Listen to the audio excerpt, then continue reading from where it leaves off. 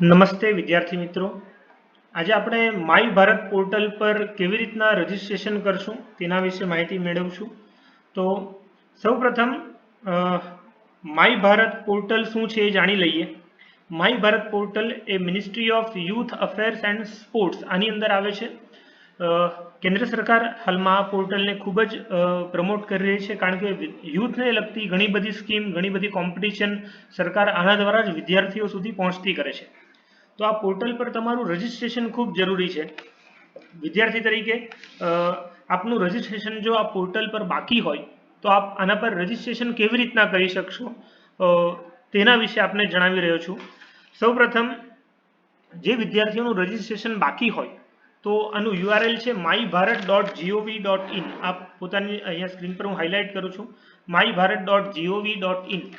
આ URL પર જઈને જો આપે રજીસ્ટ્રેશન ન કર્યું હોય તો સૌ પ્રથમ વેબસાઇટ પર રજીસ્ટ્રેશનનું મેનુ છે, ત્યાં રજીસ્ટ્રેશનમાં જઈને આપ પોતાનો મોબાઈલ નંબર નાખશો તો તરત જ ઓટીપી આવશે. ઓટીપી આવ્યા બાદ જે બેઝિક ડિટેલ ખુલે છે એની વિગત આપને જણાવું છું કઈ કઈ વિગત આપણે ઇનપુટ કરવાની છે.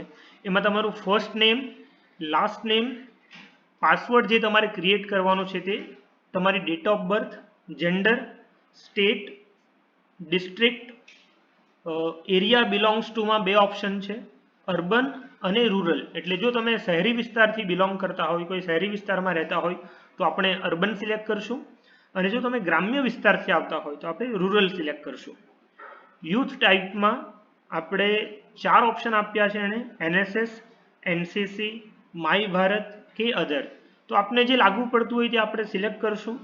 જો NSS NCC હોય તો તે, અને જો આપને કંઈ લાગુ ન પડતું હોય તો આપણે અધર સિલેક્ટ કરશું. અને છેલ્લે ડ્રોપ ડાઉન મેનુ છે જેમાં સ્પોર્ટ્સનું ટેલેન્ટ જો આપનું કોઈ હોય તો આપને મનગમતી કોઈ પણ એક સ્પોર્ટ્સ ગેમ આપણે સિલેક્ટ કરીને એને સબમિટ કરશું. તમે સબમિટ કરશો એટલે તમારું લોગિન પેજ તમને આવું કંઈક દેખાશે, જે હું તમને સ્ક્રીન પર હમણાં બતાવી રહ્યો છું. આ તમારા લોગિન ક્રિએટ થયા પછીનું પેજ છે. ઓકે, એટલે લોગિન સૌ પ્રથમ તમારે ક્રિએટ કરવાનું છે, અને લોગિન ક્રિએટ થઈ ગયા બાદ તમારે આમાં તમારી બેઝિક ડિટેલ ઉમેરવાની છે.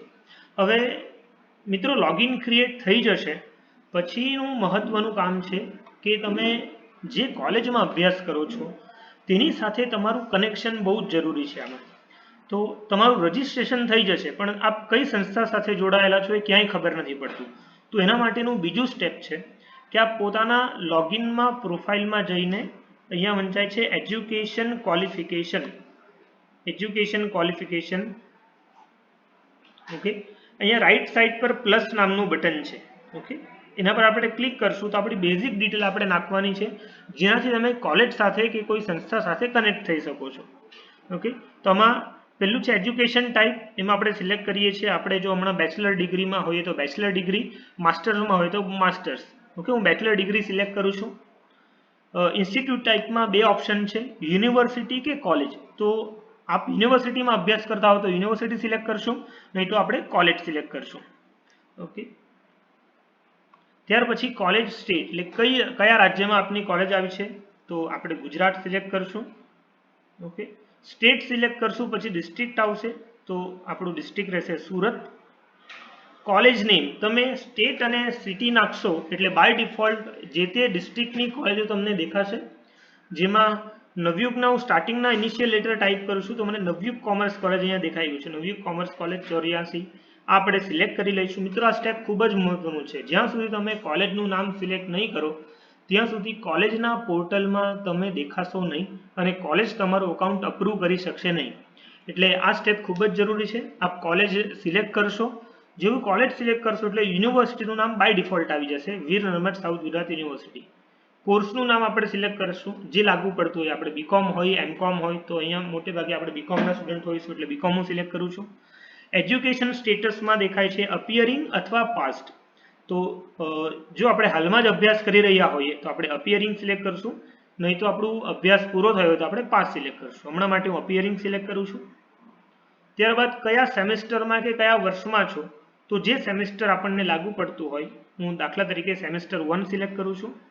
તમારું unique identifier, student unique identifier, તો તો તમે 3 ઓપ્શનમાંથી એનરોલમેન્ટ નંબર, રોલ નંબર કે રજિસ્ટ્રેશન નંબર, દરેક વિદ્યાર્થી મિત્રોને પોતાના રોલ નંબર સરળતાથી યાદ હોય છે. તો આપણે રોલ નંબર સિલેક્ટ કરશું અને એની તરત બાજુમાં આપણે રોલ નંબર એન્ટર કરશું. જે આપણે સિલેક્ટ કર્યું છે કે હું રોલ નંબર નાખું તો અહીંયા પછી રોલ નંબર આપણે એન્ટર કરશું સ્ટુડન્ટ યુનિક આઈડેન્ટિફાયર વેલ્યુમાં. ઓકે, આટલું કરીને નીચે રાઈટ ટીક આપી છે, આના પર આપણે ટીક કરશું તો આપણી એકેડેમિક પ્રોફાઇલ કોલેજના લોગિનમાં દેખાવા માંડશે અને ત્યારબાદ કોલેજ તમારું અકાઉન્ટ અપ્રૂવ કરીને તમે આગળના જેટલા પણ બેનિફિટ છે એ લઈ શકશો. મિત્રો, માય ભારત પોર્ટલ પર આપનું રજિસ્ટ્રેશન ખૂબ જ જરૂરી છે. માનનીય કેન્દ્ર સરકાર તરફથી આવતી ઘણી બધી યોજના હવે મોટે ભાગે આ પોર્ટલ થ્રુ જ આપના પાસે આવશે. તો આપ દરેક આ પોર્ટલ પર રજિસ્ટ્રેશન કરાવો એવો આગ્રહ છે. Thank you.